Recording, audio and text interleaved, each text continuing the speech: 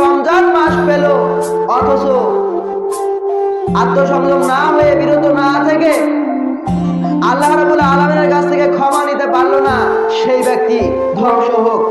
মুহাম্মদ সাল্লাল্লাহু আলাইহি ওয়াসাল্লাম তখন বললেন আমিন। আরে ভাই, যখন মুহাম্মদ সাল্লাল্লাহু আলাইহি ওয়াসাল্লাম বলেছেন আমিন, তখন আল্লাহ রাব্বুল আলামিন অবশ্যই দোয়া কবুল করবেন।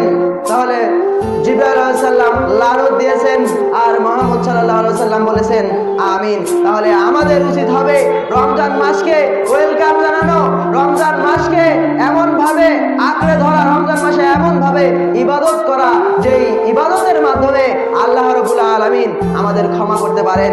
মুহাম্মদ সাল্লাল্লাহু আলাইহি ওয়াসাল্লাম রমজান মাস সম্পর্কে অনেক কথা বলেছেন, অনেক গুরুত্ব, অনেক ফজিলত।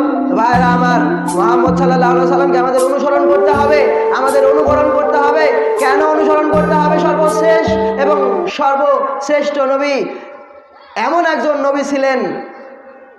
আনাস রাদিয়াল্লাহু তাআলা আনহু বলছেন যে 10 বছর জীবনে আমি কোনোদিন মুহাম্মদ সাল্লাল্লাহু আলাইহি ওয়াসাল্লামকে কঠোর হতে দেখিনি। তাই আমেরিকায় ব্রিটিশ এক মিউজিয়ামে লেখা আছে, as a father, as a teacher, as a husband,